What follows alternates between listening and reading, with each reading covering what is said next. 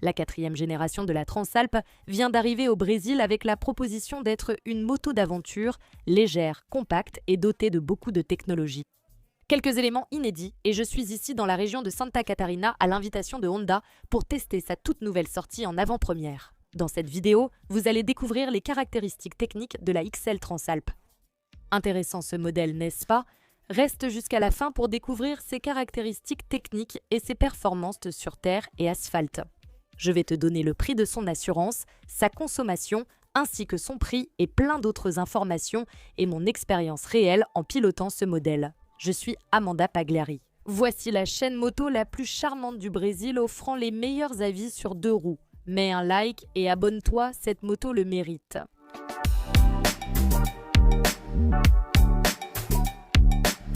La Transalp a été vendue au Brésil entre 2011 et 2014 et revient maintenant en 2026 avec une nouvelle proposition. Surtout ici, regardez, un nouveau design. Vous avez une Big Trail, mais c'est une moto plus orientée trail, n'est-ce pas, plutôt que big? Alors, ces carénages montrent justement cela, n'est-ce pas? Vous, c'est une moto plus compacte, avec un design ici plus épuré, c'est très intéressant. Je préfère largement ce design à un design plus arrondi. Tu es d'accord? Dis-moi ce que tu en penses ici. Et puis, les carénages, ça ne fait pas ce gros truc, tu vois? Qu'est-ce que c'est, à mon avis? Honda a aussi fait un travail pour rendre le châssis léger. Donc, juste pour que tu aies une comparaison, son châssis est beaucoup plus léger que celui de la CB500X et aussi de la NC Sept 150X. On sait que sur la Terre, le poids fait la différence. Plus c'est léger et compact, plus c'est facile à piloter, tu arrives à mieux maîtriser sur la Terre, n'est-ce pas, en tout terrain. Nous avons ici l'éclairage, il est full LED. Et ce qui est intéressant, c'est que nous avons ici les clignotants allumés en permanence.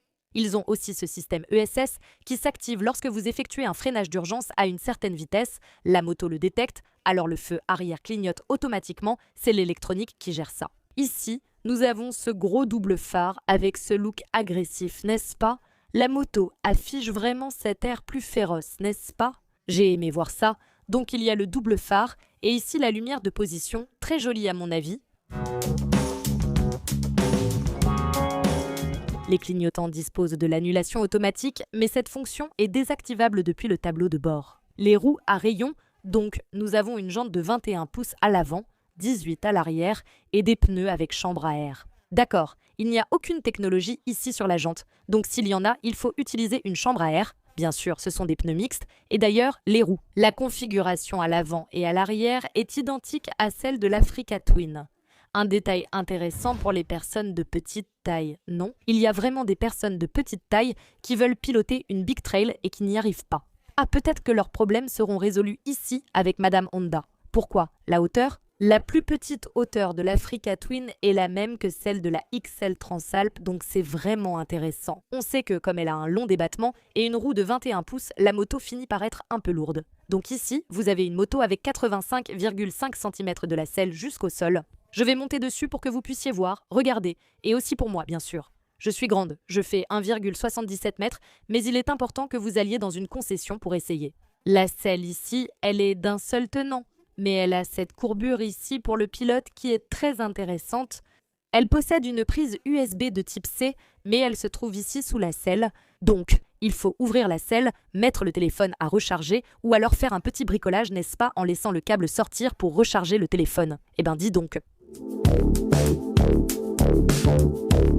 Le moteur est entièrement nouveau, axé sur la légèreté, un moteur compact. D'ailleurs, il ne faut pas le confondre avec le moteur de la NC Sept 150X.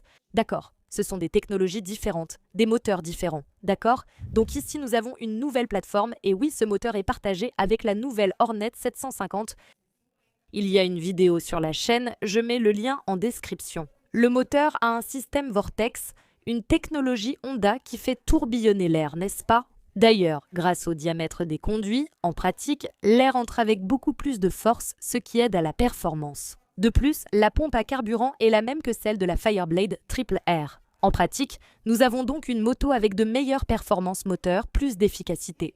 Nous avons ici 755 cm3 avec 7,04 kg force-mètre de couple et 69,3 chevaux de puissance maximale. Oui, la version brésilienne a environ 20 chevaux de moins que la version européenne. Et regarde jusqu'à la fin, car tu sauras de la part de Honda elle-même, pourquoi cela s'est produit ici au Brésil. Et elle est équipée d'un accélérateur électronique et d'un embrayage assisté à glissement. D'ailleurs, l'embrayage apporte une nouvelle technologie et des motifs spéciaux sur la rainure. Cela offre plus de douceur lors des changements de vitesse grâce au flux d'huile, réduisant le couple de traînée. C'est très intéressant. À la suspension avant, nous avons une fourche Showa avec le système SFF qui sépare la partie hydraulique et la partie mécanique. Vous avez ici un réglage de la précharge du ressort avant, il vous faut un outil et il y a des crans, d'accord? Si vous en achetez une, consultez bien le manuel. Nous avons aussi un réglage à l'arrière, donc à l'arrière, nous avons le système ProLink avec 190 mm de débattement et 7 niveaux de réglage de la précharge. Pour les freins, nous avons ici un double disque flottant d'un diamètre de 300. À l'arrière, un disque simple de 256 mm avec un seul piston. Elle pèse 193 kg à sec, c'est-à-dire sans compter les liquides et son réservoir de carburant ici, qui a une capacité de 16,6 litres d'essence. Son tableau de bord est 100% numérique, il a la même taille que celui des 500, mais ne vous y trompez pas, ce n'est pas le même tableau de bord, n'est-ce pas? Regardez comme le Transalto est beau. Quand vous l'allumez, vous avez des informations que vous ne trouvez pas sur la gamme 500. Ici, tout d'abord, la clé. Ici, il y a un système IS, n'est-ce pas? Vous disposez d'un immobilisateur électronique intéressant. À l'allumage, les voyants, témoins extérieurs et autres informations s'affichent ici. Sur le tableau de bord, vous avez l'indicateur de vitesse engagé, le compte-tours, la jauge de carburant, le compteur de vitesse et le mode de conduite en haut. Ici, diverses informations sont affichées. Je ne vais pas tout détailler, les amis, pour ne pas... Ah, laissez-moi revenir ici avant. Ici, dans la partie inférieure, vous avez les informations rapides, donc par exemple trip B, n'est-ce pas? Total, les informations de base dont vous avez besoin. Déjà ici sur le côté, tout se fait avec la poignée gauche et vous appuyez ici pour avoir des informations plus détaillées. Donc, la consommation ici, vous avez la vitesse moyenne et tout le reste. Et ici, il vous montre les modes de pilotage, que vous changez aussi avec la poignée gauche. Ici, c'est en mode gravel, qui est pour la terre, n'est-ce pas? Ici, vous avez utilisateur 1, utilisateur 2, donc il y a 2 modes. Il y a déjà 4 modes de pilotage prédéfinis en usine et 2 personnalisables, n'est-ce pas? Donc ici, vous avez le standard, le sport, le rain et le gravel, donc 4, 5 et 6, et puis les modes de pilotage. Ils agissent à la fois sur la puissance du moteur, sur le frein moteur, sur le contrôle de traction et sur l'ABS en mode gravel. Ici, il affiche déjà l'ABS tout-terrain. Il est moins intrusif, mais l'ABS fonctionne toujours. Si tu veux désactiver complètement l'ABS de la roue arrière, tu ne peux le faire que dans le mode utilisateur 2, d'accord? Tout comme le contrôle de traction, tu peux le modifier, mais à chaque fois que tu redémarres la moto, il s'activera en mode tout-terrain moins intrusif, ainsi que le contrôle de traction. Au moins dans le mode 1, c'est pour la sécurité, y compris ce bouton ici pour modifier les informations du tableau de bord. Il a une LED très sympa, aussi bien au centre qu'autour. Contrairement à la version européenne, le tableau de bord n'a pas de connectivité avec l'application Honda. Ne pars pas, parce que je vais demander pourquoi ce n'est pas venu, d'accord? Regarde jusqu'à la fin. Et la bulle ici n'a pas de réglage. Mais bon, maintenant que je t'ai déjà tout présenté sur la Transalp, allons rouler.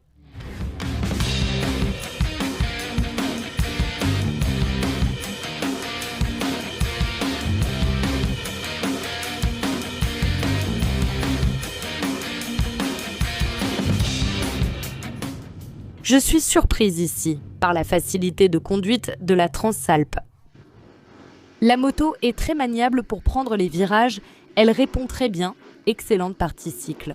Je vais déjà rouler sur la terre, mais c'est juste ce trail de moyenne cylindrée pour ceux qui, je ne sais pas, passent de la Sahara ou de la Tornado. Vous cherchez déjà une moto plus confortable pour plus de bagages et voyager plus loin à deux, n'est-ce pas? Et bien sûr, avoir la possibilité de rouler sur n'importe quel terrain.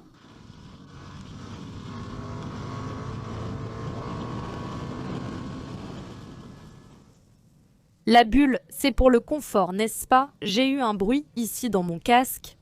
C'est un point négatif, malheureusement, n'est-ce pas? Il faut traiter la bulle plus grande.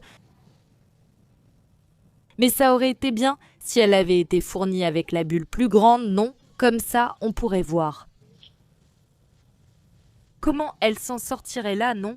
Au début, la selle m'a semblé confortable, mais maintenant que je roule depuis 10 km, je commence à sentir qu'elle est un peu plus dure, malheureusement. Mais cependant, elle n'est pas aussi dure qu'une planche comme certaines concurrentes. J'ai remarqué que quand tu es en 3e vitesse, autour de 4000 à 10 000 tours, il y a un petit temps de latence quand tu accélères. C'est ça, en mode standard, d'accord? Je n'ai pas encore testé en mode sport, mais je vous en parlerai bien sûr. Si tu passes en seconde pour un dépassement, elle répond rapidement, c'est sûr. Honda a communiqué sa vitesse de pointe. Regardez à l'écran, cette vitesse est réelle, ce n'est pas une mesure du tableau de bord, ce n'est pas très précis, mais c'est la vitesse de pointe, avec TPS. C'est grâce à l'Institut Mahwah, qu'est-ce que vous en pensez, n'est-ce pas? Je pense que quelqu'un qui achète une moto trail ne se soucie pas de la vitesse de pointe, mais bon, franchement, pour vous dire, je trouve qu'en mode sport, apparemment, ça améliore le creux qu'il y avait en 3e vitesse, non? Mais c'est ça, donc, c'était le test des premières impressions, en rappelant qu'il y aura une évaluation complète avec les points positifs et négatifs selon le standard Motoplay. Alors, abonne-toi déjà à la chaîne, d'abord, mets un like, tu regardes maintenant. Tu n'as pas encore mis ton petit pouce bleu s'il te plaît, Mets un like, mets déjà un like, partage et abonne-toi. Malheureusement, il pleut. Et sur la Terre, c'est comme ça les amis, faites très attention, ici. Il y a des endroits où on peut passer plus tranquillement et d'autres où il faut faire plus attention. Beaucoup de virages, n'est-ce pas? Virages avec de la boue, ce n'est pas une bonne combinaison, du moins pour moi, n'est-ce pas? Regardez la situation, les gens en imperméable, et regardez, je viens juste de monter, allez, la Transalp, elle a cette nouvelle technologie d'embrayage que moi, elle n'a pas de quick shifter.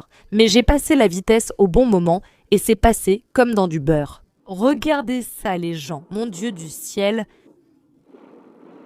On a eu un peu de pluie ici, malheureusement c'est tout pour aujourd'hui. Les gens vont se plaindre qu'il manque des chevaux, parce que les Japonais l'ont faite comme ça, avec plus de 90 chevaux, c'est sa configuration. Malheureusement, au Brésil, elle est arrivée comme ça, tranquille. Quant à Madame Honda va répondre « Pourquoi ?» D'accord? Nous devrons changer la connectivité.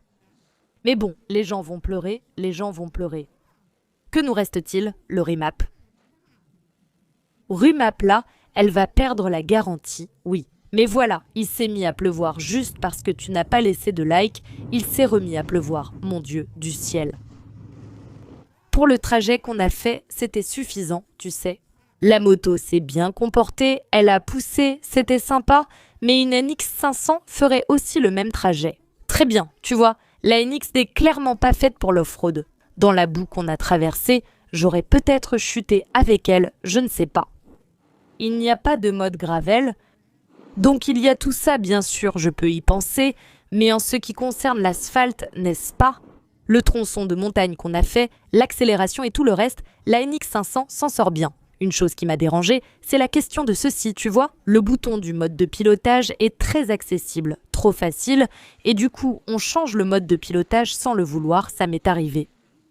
Ah, ça peut arriver, tu ne t'en rends pas compte, tu appuies, tu es dans le mauvais mode, imagine cette moto si tu la mets ici sur la terre, tu vois, ça peut poser un petit problème là.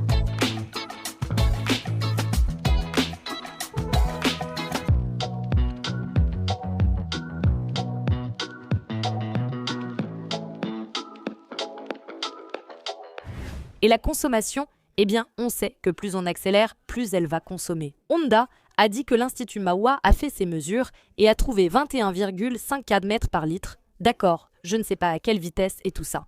Dans mon test, elle variait entre 13 et 16 d'accord et je trouvais que je n'accélérais pas beaucoup.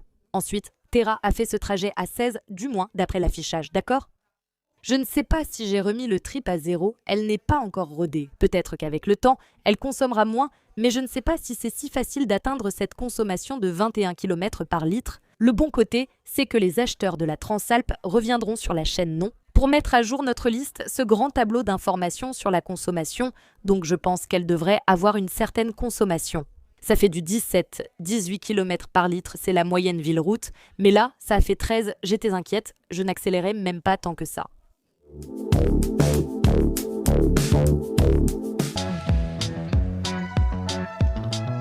Et j'ai amené ici Luis Gustavo, responsable des relations publiques chez Honda, pour répondre à quelques questions pour nous. Donc, merci beaucoup à Luisan. Merci à toi d'être ici avec nous. Alors, des questions polémiques. Ici sur la chaîne Motoplay. Ici, on ne fait pas dans la demi-mesure. On pose les vraies questions. On met le doigt là où ça fait mal. Alors, mets un like tout de suite, parce qu'il n'y a que Amanda Pagliari. Il n'y a que Amanda Pagliari qui fait ça. Première question. Pourquoi as-tu perdu les 20 Hippocotos ? Bon, allons-y concernant le lancement, n'est-ce pas, du modèle Transalp ici au Brésil par rapport à la version européenne.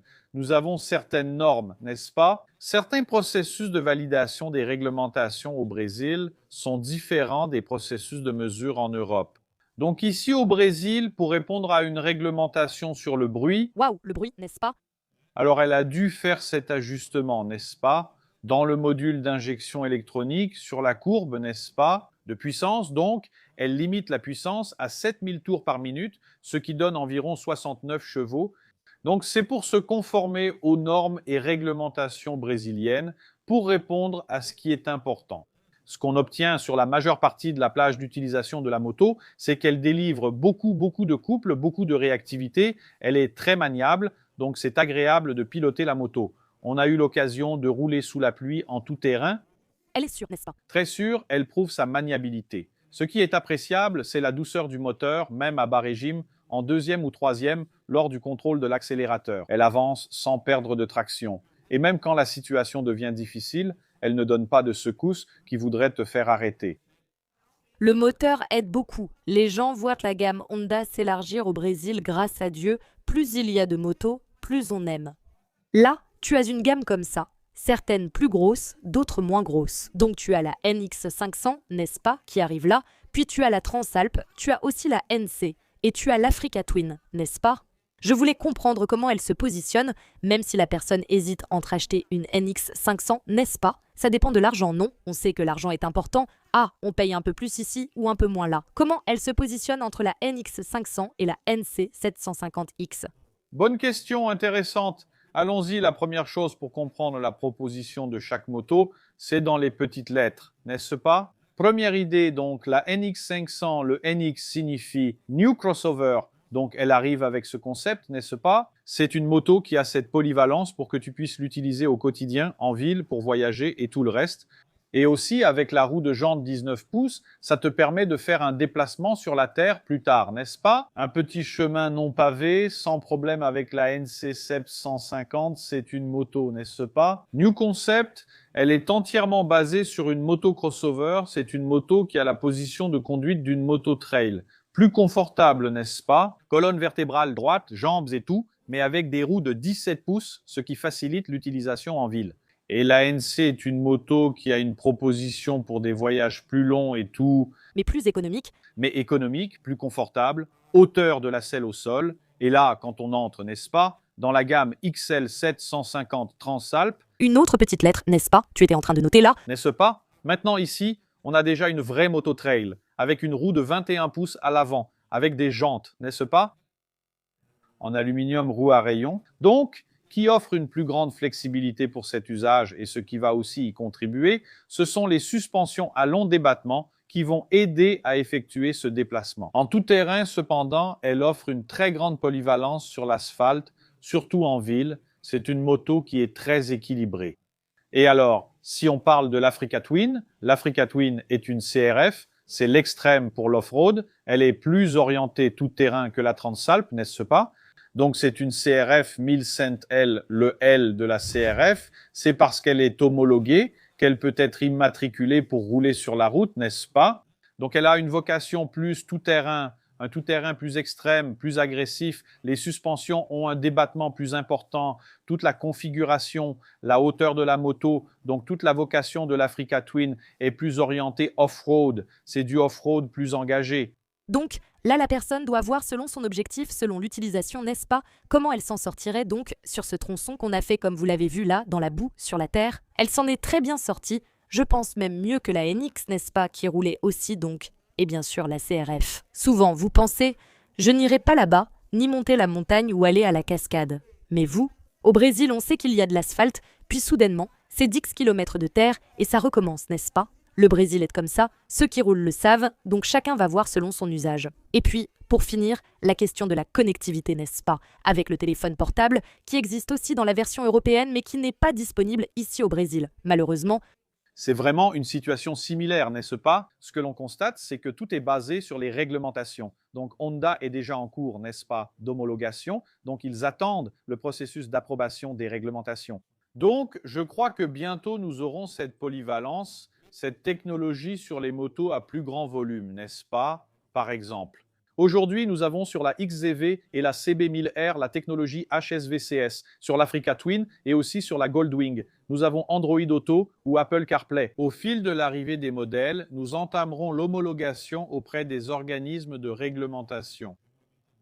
c'est ça. Merci beaucoup. Hein? Merci Amanda, à la prochaine. Merci et à la prochaine tout le monde.